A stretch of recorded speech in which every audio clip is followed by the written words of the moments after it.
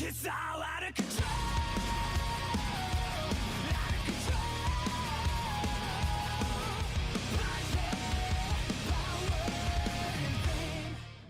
Hey there everybody, welcome back. This is SotO, and we got one heck of a blog post to go through. So this is the retrospective for their release of Secrets of the Obscure, and I just wanted to do a little quick video because it has a lot of really juicy and really hype information for the expansion that we're getting more news on next week. So let's jump right into this.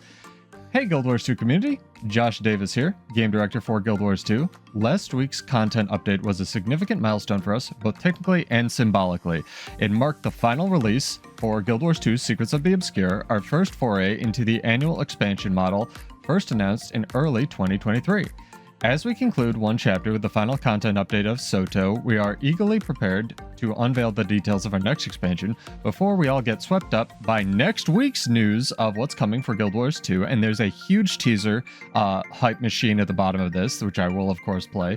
I want to take a moment to reflect on the development of SotO and some high-level learnings that we've taken forward with us into our 5th expansion. So this is what they did well, what they think they didn't do well, and what they're going to do about it going forward. So this is actually really well written and I think is worth your time. So let's check it out. You won't learn about specific features, settings, or story of our next expansion. You actually kind of will in this blog post. That's for next week, but you'll have a better understanding of how we approached its development. Retrospective. A quick history refresher. A little over a year and a half ago, we announced that we'd be transitioning from long-standing Living World model to a smaller, more frequent annual expansion releases.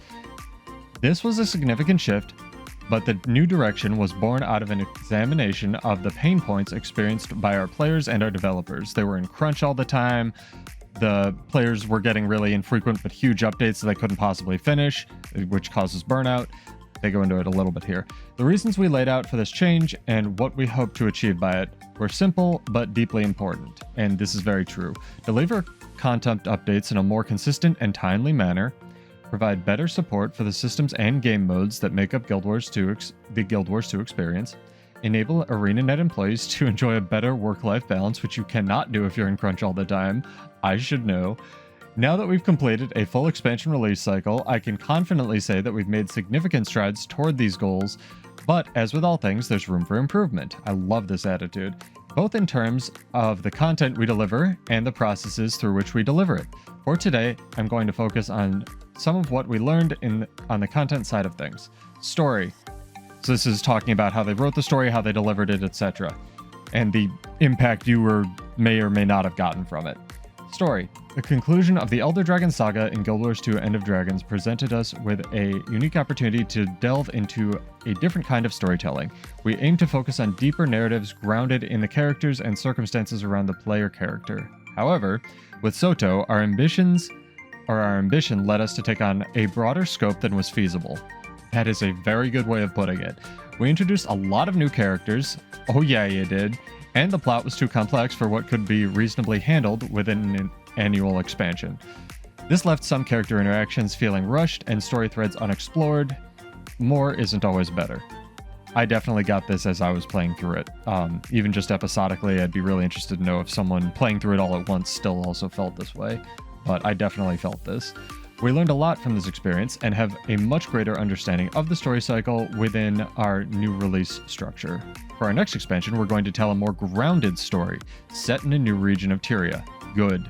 With more of a focus on local threats and the global conversation around those threats. So back to Tyria, oop, there goes gravity. We're coming back down to Earth, Tyria, the planet, whatever. Groundedness. Tyria, despite all its challenges, has continued to stir while we leave Naos and the Cryptus to enjoy their newfound freedom. The story will pick up on some threads started in Guild Wars 2 Secrets of the Obscure, continuing with the Astral Ward arc, their moral ambiguity, and their relationship to Tyria. Interesting, they'll keep exploring that. Kind of like that. Map design. In SotO, we delivered 3 new open world maps.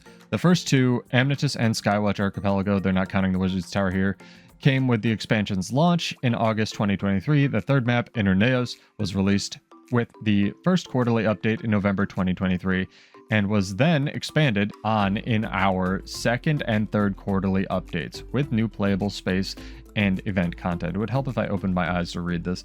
After extensive After extensive adventuring in Innernaos in recent months, it's clear that using a single map as the main focal point for 3 releases is not ideal from a player or development standpoint. Our decision to do so originally stemmed from production constraints and overlapping development timelines between expansions, but we've since identified some ways to mitigate those issues, both in terms of release structure and process improvements. This is a lot of fancy words to say. We're getting different map release structure going forward. For our next expansion, our first 2 maps will be released at the expansion's launch, just as they did in SotO. However, the final map will arrive in the second quarterly update and be expanded upon in the third. So they're not going to do quarters, they're going to do 2 halves.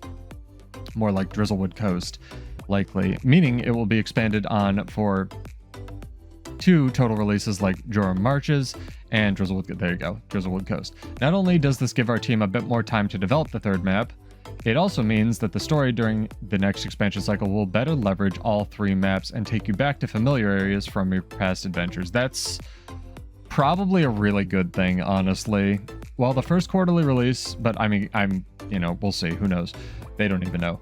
While the first quarterly release after the expansion's launch won't include the third open world map of the expansion as it did with SotO, there will be plenty of new content to keep you busy in that time frame in terms of story, open world content, and encounters. I know that's a little vague. Again, check back next week, but rest assured, man, they are really teasing this, but rest assured and really hyping it, that the first quarterly release will include something really exciting that players have been requesting for over 5 years. I think I know what it is. Features. MMOs are made up of numerous gameplay systems and content types. Okay, so spoilers, I've already read this paragraph and I'm really refreshed about what they talk about here. Features. MMOs are made up of numerous gameplay systems and content types, each with a different role to play in the game experience. As games go on, they tend to accumulate more and more systems and features from expansions and the like, which is fine, and he punctuates it like that, which is fine if there's effort put into maintaining and updating those systems. Looking back over the game's history, I think this maintenance and upkeep is one of the areas which we've fallen short, at times even falling into the trap of releasing new features for the sake of releasing new features, even if they overlap with something that already exists. This is something we've been referring to internally as putting a hat on a hat. So think all the layering wallet currencies that could have been something else. Stuff like, that's a very simple example, but stuff like that. It's so refreshing to see them acknowledge this. This is one of Guild Wars 2's biggest historical pain points, at least to me. Over the last 2 years, because all the, you think about this, that isn't by itself a bad thing, but all of that development money and time could have been going into meaningful things like fixing Bladesworn or things people actually care about, like actually more hats. Over the last 2 years, we put much more of a focus on upkeep and iteration of systems and avoiding unnecessary bloat where possible.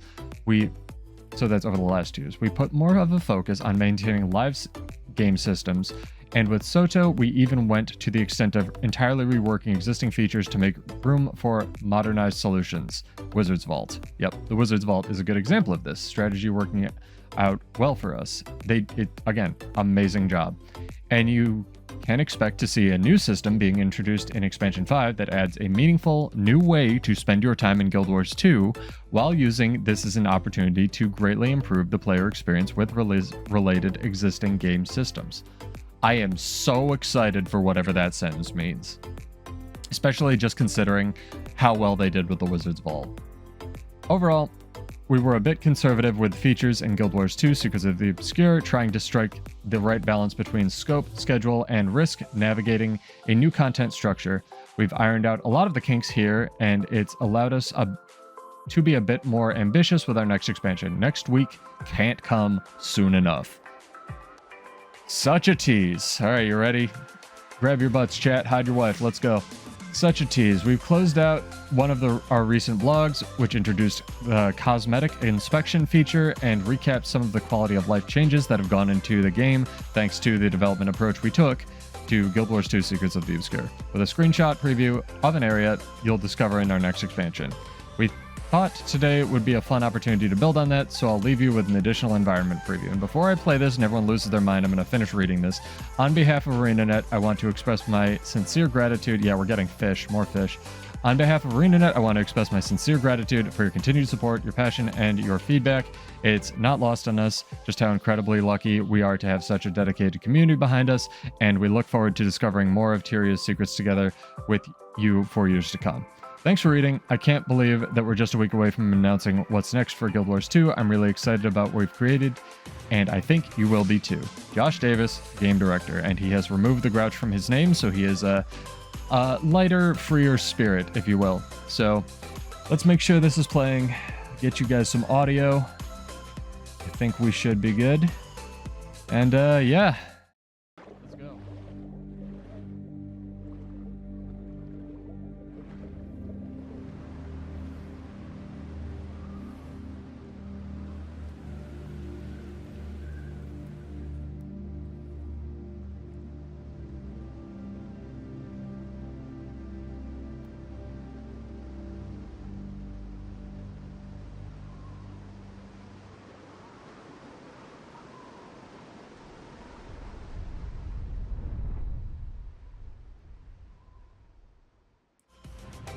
So that's it.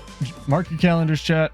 June 4th, expansion reveal. Next week, we're getting a whole bunch more, and it looks like they are indeed adding staves to water combat. That's not a joke. It is actually a joke. If anything, they're adding spears to land, which is sick, and has, you know, they've apparently gone back and dated it for over 5 years. People have been asking, I think forever, people have been asking for underwater weapons on land, but hey, this is awesome. We'll see how it goes. We'll see how it plays. I'm super stoked about this. There's a short on the channel if you want to share it with your friends. And this is a really good blog. So my 3 cents on this is they needed to put out something like this. This was well written. A lot of the failings with an MMO story come from releasing it episodically to begin with. But so you either have to end it sort of, I've talked about this before, you have to end it on an artificial cliffhanger or just, you know, not have a real big impact to keep the player hooked. But hopefully they learn from that. Hopefully they're, you know, reaching a little bit more close to home. I like that they're not just completely dropping the wizards story and now they'll explore the wizards actually relating to Tyrion instead of the wizards relating to demons this whole time. And this is sick. I'm super excited. I'll give them $25 for another expansion in Land Spears. But what do you guys think? Let me know. And cheers. I'll see you in Tyria.